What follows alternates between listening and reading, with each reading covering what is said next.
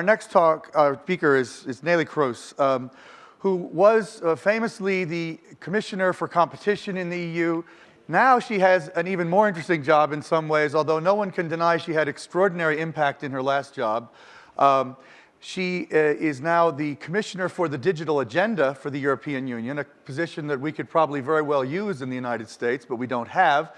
She's also a Vice President of the European Union, European Commission or Union? Both. Both. Both, yes.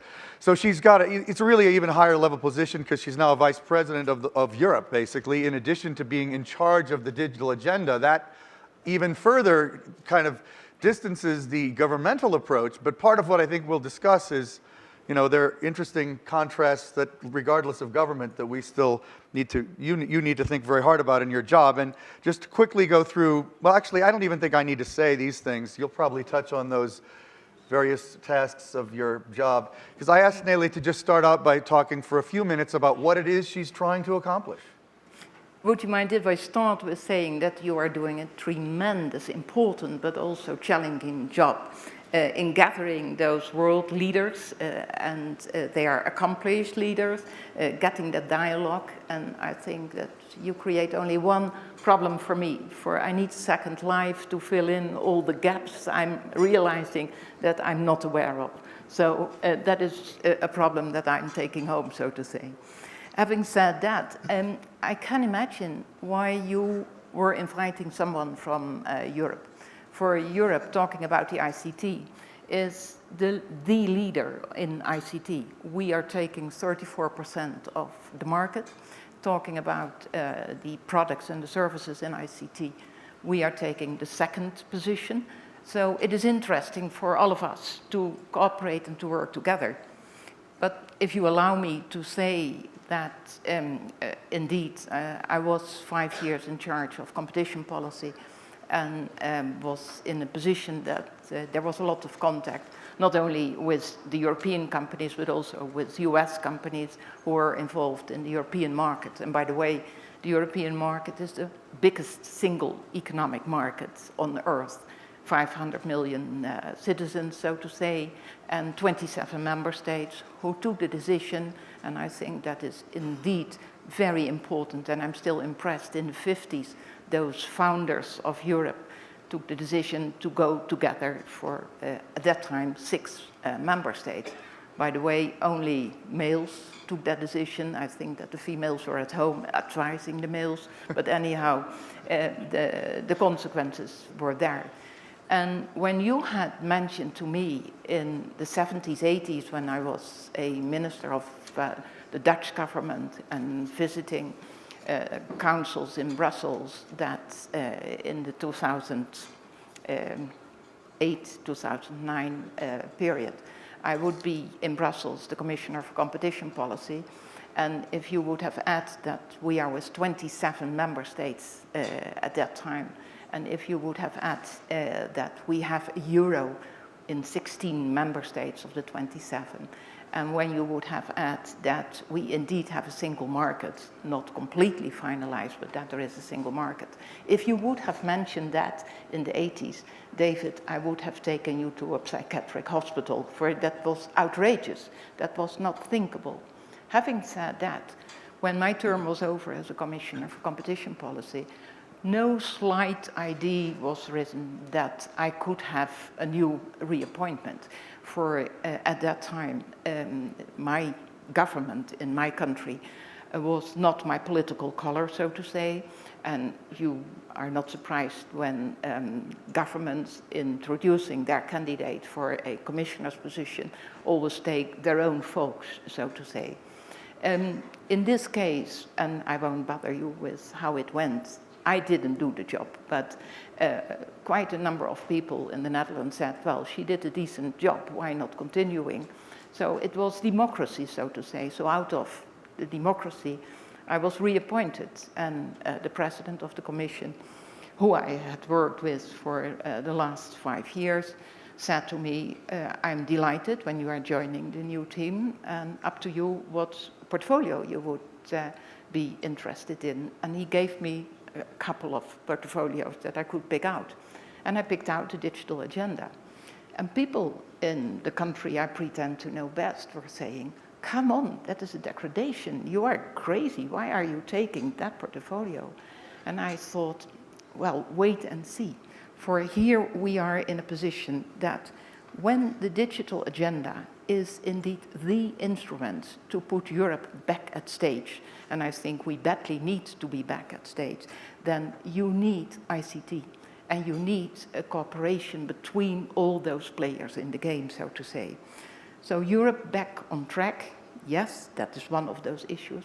But it's also such a fascinating portfolio, for it's connected with everything that human beings are aware of. Well, you have been confronted with that issue the whole yes, couple we were of thinking days. you really ought to be the commissioner of Techonomy.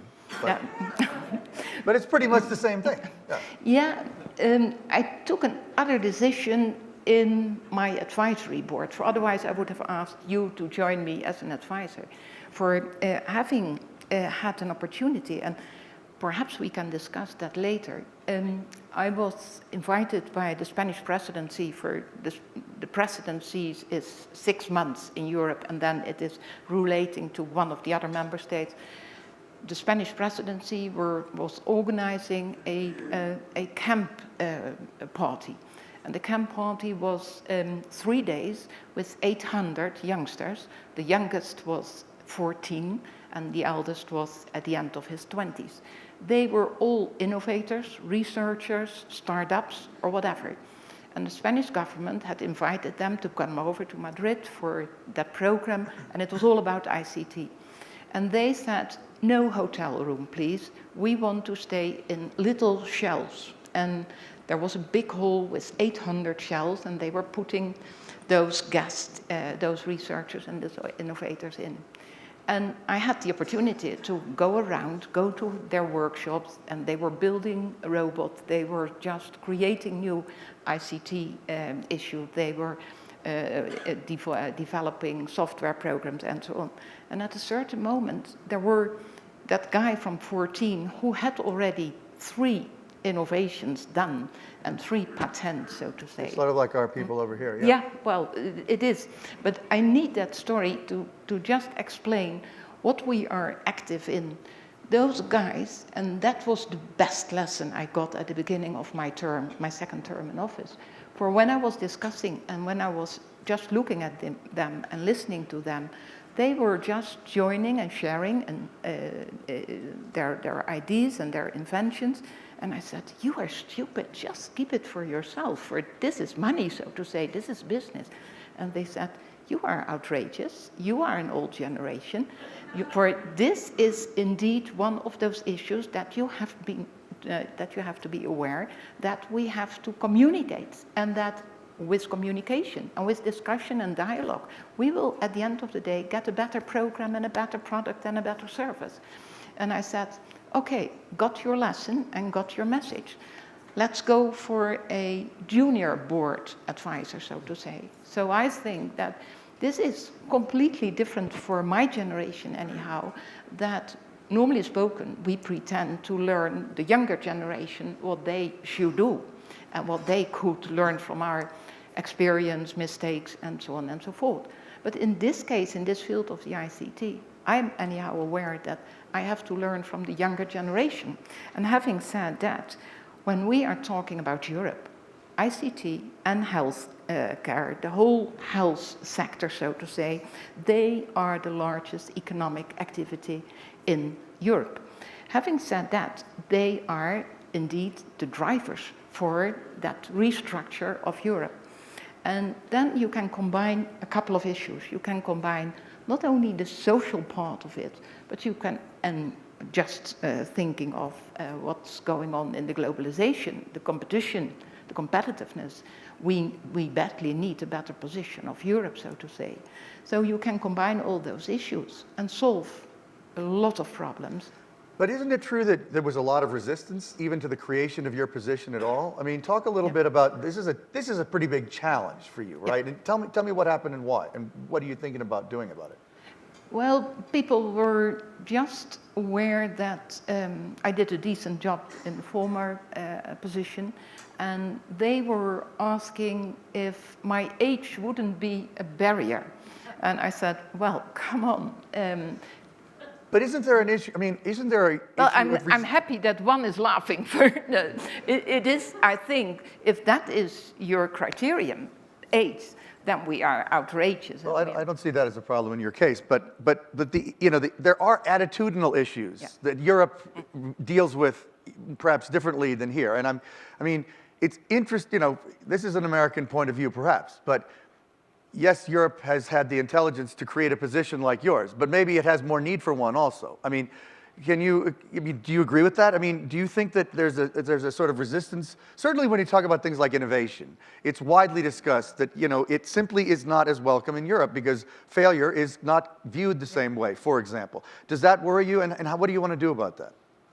Well, therefore I need the younger generation, for I'm absolutely aware that the younger generation is not anymore mentioning when you are asking what is your nationality, that they are starting with their original country that they know best. They will start, I'm a European, and then they will add, by the way, I am from the Netherlands or from Italy or whatever. So I badly need the younger generation. Having said that, there is a difference in culture between the US and between Europe. We are not, or anyhow the general line, we are not less talented or whatever. And when I, in my former position, had guests for a cup of coffee, so to say, because they were my clients, I always asked them, in your activities in Europe, are you faced with less talented people? And they were always mentioning, on the contrary, that's not the case. But I think you have a point that in the culture in Europe, it's more about when you, for example, are failing, when there is a bankruptcy, that is a stamp on your head, and it will just follow you. And what I get from the US, and my children are American citizens, and I get a lot of information from them. In the US, it is even more that they say, that is positive in a way that if you were a survivor in such a process, and when you start again, that's great. You tried, yeah. Yes, and well, talking about myself, I've learned more from my mistakes than from my successes, and I can assure you that my list of mistakes is much longer. But what I did, David, and that was from day one on, is giving a clear line to those who had their remarks if I was the good one at a good place with this portfolio. And I said, okay, and I took a risk, a big risk. I produced this plastic, this is what I believe, and this is what, and I make 6 categories out of it, and I just promised what I will do in the next couple of years. Can I read the categories real fast? Yes, please. Number 1, broadband targets. Number 2, digital single market. Number 3, digital inclusion. Number 4, public services and e-government. Number 5, research and innovation. Number 6, low carbon economy. That's an ambitious but very admirable set of goals. And this is a card that's... This is a card, and perhaps, so everyone can put it in his pocket, and it is plastified, so it will stay, and I can assure you that those members... It's going to need to be there for a while. Absolutely. Maybe, yeah. And members of parliament sometimes don't get their stuff in line, but I can assure you that this card will be absolutely at their desk.